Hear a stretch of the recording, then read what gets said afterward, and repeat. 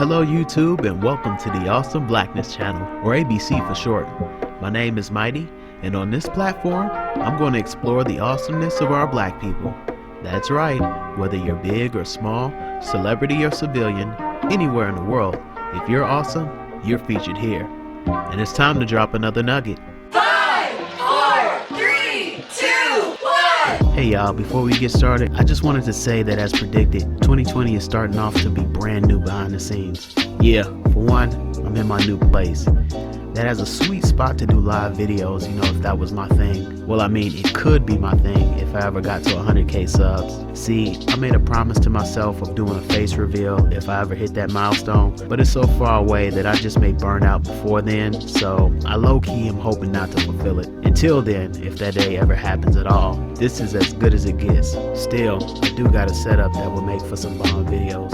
Oh well. I'm also on a newer MacBook, one that crashes about 50% less, and I'm also with a new mic.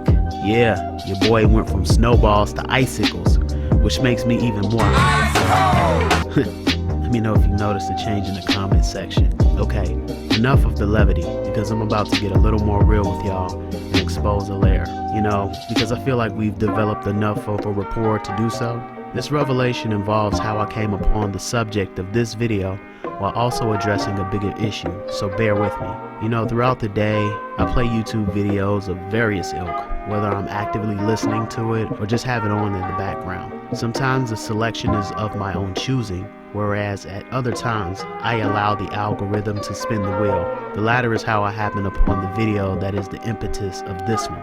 It is a nearly 12-minute clip of a raw jailhouse interview conducted by a local news organization on a man named Bernell Benn, wherein he details the circumstances which led him to his predicament that is also bolstered upon the insistence of his innocence. That's not really the exposing part though, it's how I initially reacted to it. In the first few seconds, I immediately did a side eye and thought to myself, come on bro, and even made a comment memorializing my first thoughts. As you can see, it's not necessarily malicious, more like a joke or a meme in nature. Although admittedly, I did have preconceived notions of his guilt. The subsequent comments though, are what piqued my interest and compelled me to not only stay around for the clip's entirety, but also take a little deeper look into it all, as many echoed and even affirmed the innocence he proclaimed. And a quick Google session later brought me to all that I needed and convicted me. Ben has an interesting story that demonstrates, among other things, how the media's depiction of the persons they're highlighting can shape public perception like this point is new, and how easily society at large is susceptible to such finessing, myself obviously included. The only difference I may have from others is that although I can act on impulse at times, there is always an inclination to keep my mind ajar for even the strangest of circumstances and the most peculiar of people. After all, doing so keeps me honest and accountable. Additionally, given that what is done here involves conducting some measure of legitimate research, to not do so undermines the purpose of this channel and calls into question my personal integrity. Thus, I think I owe it to this brother to shed a little light on him. So here we are. So on August 16th, 2012, Ben was involved in an altercation at a Rite pharmacy in Norfolk, Virginia, stemming from a disagreement over who was next in line at the pharmacy counter between himself and a man named Ramon Colorado. According to witnesses, Ben was on his cell phone and pacing near the pharmacist's counter as Colorado entered the pharmacy and got in line behind a woman who was being serviced. When Ben saw Colorado, he stopped pacing, tapped him on the shoulder, and said he was in line. Vehemently contesting the point that he was next to be served, Colorado quickly escalated the otherwise benign situation by delving out his brand of law and order in the form of pepper spraying Ben. Stunned and blinded, Ben retreated down an aisle, and if it only stopped there, Colorado began stalking Ben with a clear indication of further retribution by stating, "I've got more for you, bro," which resulted in Ben having no other choice but to defend himself. Ben pulled out his firearm and shot in Colorado's general direction, fatally wounding him. Ben was subsequently arrested and charged with second-degree murder. The jailhouse video is of him the very next day, recounting the incident. In February of 2013, he was eventually indicted by a grand jury on charges of voluntary manslaughter and illegally discharging a firearm in an occupied building. His case was tried twice, both of which resulted in hung juries. In April of 2015, prosecutors decided not to pursue a third trial, and resultantly, the charges against Benn were dropped. Perhaps a great part of which comes from the fact that the majority of the incident was captured on the store's surveillance system, clearly showing Colorado as the aggressor. In fact, Benn indicates had it not been for the footage, he may have suffered a different fate, and it's not surprising. Notwithstanding my, again, superficial, knee-jerk reaction of writing him off as just another one of those inmates who proclaims their innocence, there are undoubtedly influential parts of society that conducts this with chilling effects. My admitted ignorance only resulted in an errant comment, which clearly demonstrates that I still have work to do on myself, hence this channel and his presence on it. Here's some additional and certainly interesting facts on Benn in Colorado. Benn was a licensed carrier in Colorado who also had a firearm that, strangely enough, was not the first thing he reached for, was not holding his legitimately, and that's probably why. Up until that incident, Benn had no criminal history, whereas Colorado, who ironically was an ex-Norfolk sheriff's deputy and auxiliary deputy in Chesapeake, had a recorded history of being problematic, banned from places such as the Norfolk Department of Development, PETA, and the Virginia Beach school properties. Additionally,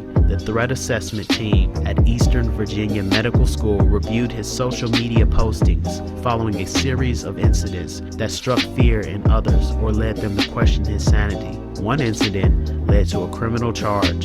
A student at EVMS went to a magistrate to report that Colorado had harassed her online with sexual vulgarities. And here's some deep irony for you. At that fateful confrontation, Benn was picking up a script for his blood pressure, while Colorado was picking up one for his bipolar disorder, which leads me back to the perception the media cast on the two figures. Many articles I researched overtly or subtly painted Colorado as a loving husband and father, politically outspoken and passionate about his beliefs, and Benn as a profane and loudmouth thug provocateur who got what was coming to him, both outside and almost in the court of law. And again, had it not been for the footage, all of the above facts notwithstanding, that is exactly how those two men would have been viewed in the court of public opinion. In fact, this brother had long been exonerated before I came across him, obviously. However, to some degree, the specter of this incident still haunts him to this day, and many others who are unjustly cast in a certain light, be it,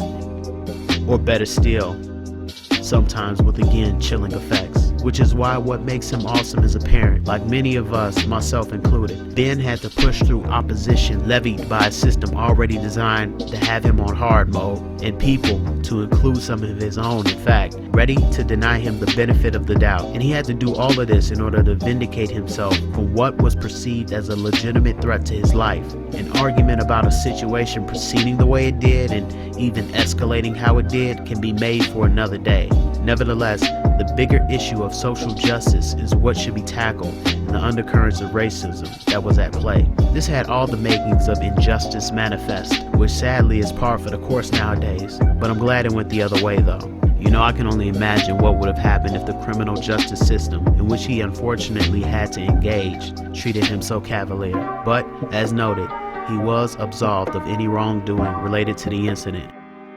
Okay, so thanks for watching. You know, this video exposed the prejudices and stereotypes I have, and I felt like I needed to bring it to light. As much as I've dedicated a channel to promoting black awesomeness, I'm not above stereotyping my own people from time to time. Although stereotyping in general is not a bad thing, in fact some anthropologists affirm that it helps us as a species to survive, there are still negative connotations associated with it. I mean, it can affect a person's employment prospects, living arrangements, schooling, and in Benn's case, their very freedom. Now look, before you all go claiming my hypocrisy or marking this down for some future violation, let me just say that I've never proclaimed to be perfect, nor is that the image I'm trying to personally intend to project. I'm a work in progress, just like everybody. See, this channel is not a front, nor am I an act. What I'm doing is more like a way of contrition for any harm I may have caused against my community, directly or indirectly, and an ongoing process to be a better representative therefrom, by and through the better I find in others. You know, there's no better example of that than in my last video, which, by the way, thanks for the engagement, y'all. The algorithm likes, even if you don't. And on that note, if you liked or not what what you've seen. Keep the love coming the best way you know how, by liking or disliking and sharing. Get more people to like, share, subscribe, and click that notification bell so you know when I drop another nugget. And until then, stay awesome.